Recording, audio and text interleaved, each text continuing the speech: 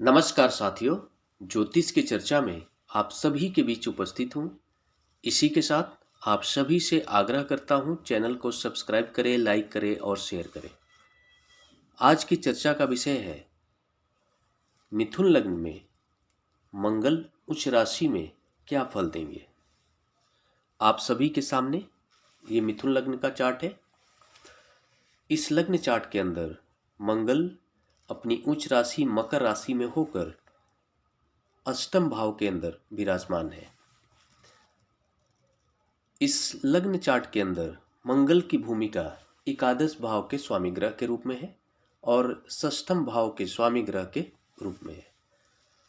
मिथुन लग्न का चार्ट है और इसमें एकादश भाव के स्वामी ग्रह मंगल है, षष्ठम भाव के स्वामी ग्रह मंगल है और अपनी उच्च राशि मकर राशि में अष्टम भाव के अंदर विराजमान है। इसके फल किस तरह से फलित होंगे इस लग्न चार्ट के ऊपर। एकादश भाव का उच्च राशि में जाकर बैठना, सबसे पहला यह फल ये होगा कि जातक को जीवन में जो कुछ भी कार्य करेगा उन सभी कार्यों में अनएक्सपेक्टेड सफलता मिलने की संभावना है। सबसे पहला प्रभाव होगा।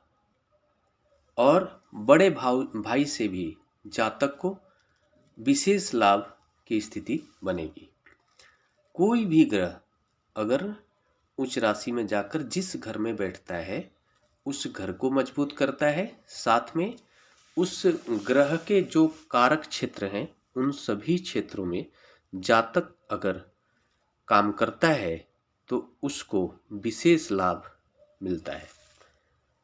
इसके फलस्वरूप हम ये देखेंगे कि जातक को अष्टम भाव से संबंधित जो फल मिलेंगे वो विशेष मिलेंगे। अष्टम भाव ससुराल का भाव भी है और इनोवेशन का भी भाव है और आयु का भी भाव अष्टम भाव है। साथ में शेयर मार्केट का भी घर अष्टम हाउस है।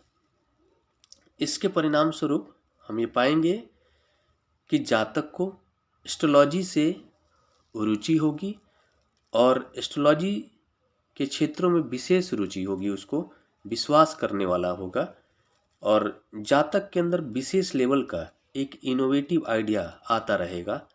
एक किसी भी क्षेत्र में अगर वो कोशिश करेगा तो उसमें गहराई में जाकर खंगालने की कोशिश करेगा।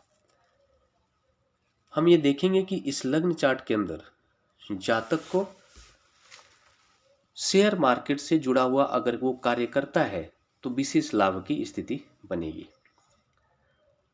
यहाँ पर लाभेश अष्टम भाव के अंदर जाकर बैठ रहे हैं और षष्ठम भाव के भी स्वामी ग्रह होकर मंगल अष्टम भाव में जाकर बैठ रहे हैं।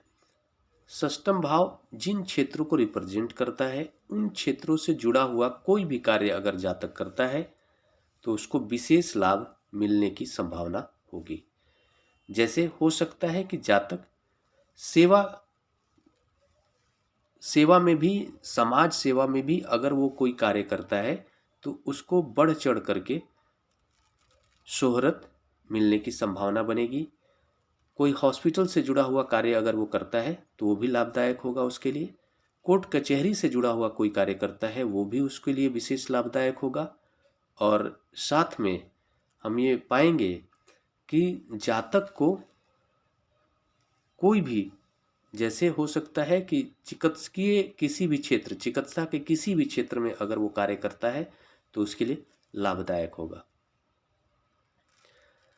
मंगल की यहाँ पर बैठकर जो दृष्टि है, पहली, दूसरी, तीसरी और चौथी दृष्टि एकादश भाव पर ही पड़ रही है और एकादश भाव के स्वामी ग्रह भी मंगल है, जिसके अनुसार हम ये पाएंगे कि जातक अगर मंगल के क्षेत्रों पर कार्य करता है, मंगल के क्षेत्र है, जमीन जायदाद का क्षेत्र है और इलेक्ट्रॉनिक से जुड़ा हुआ कोई भी कार्य, इन क्षेत्रों में अगर जातक कार्य करता है तो विशेष लाभ की स्थिति बनेगी।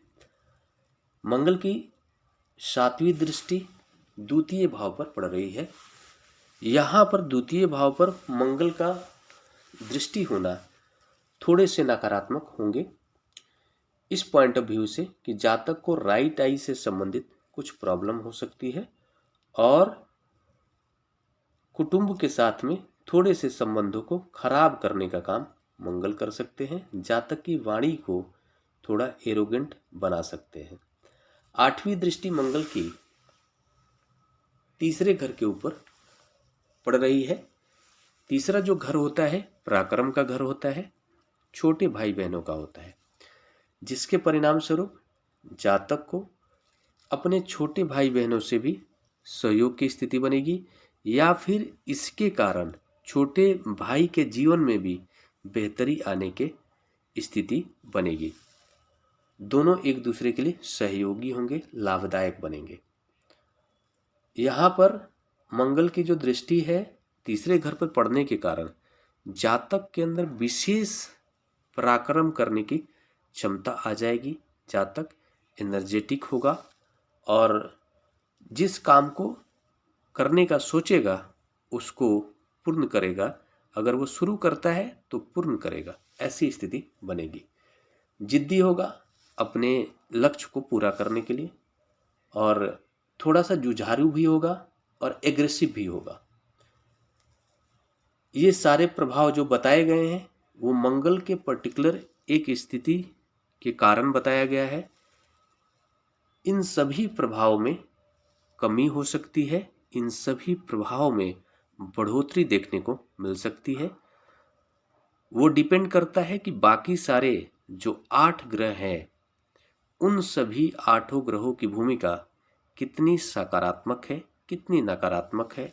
मंगल उन सभी ग्रहों से कितना प्रभावित हो रहा है, किसी से दृष्ट हो रहा है या किसी की युति मिल रही है, और जो युति मिल रही है वो सकारात्मक युति है या फिर नकारात्मक युति है। जो दृष्टि पड़ रही है वो नकारात्मक दृष्टि है या सकारात्मक दृष्टि है। बाकी सारे ग्रह कितना मजबूत होकर, कितना सकारात्मक होकर सभी इस लग्न चार्ट के अंदर विराजमान है, उस पर जो प्रभाव है वो बदल जाएंगे, अलग अलग हो जाएंगे। इसी के साथ नमस्कार। अगले विषय पर चर्चा के लिए आप सभी के बीच मिलूंगा। तब तक के लिए मेरा नमस्कार।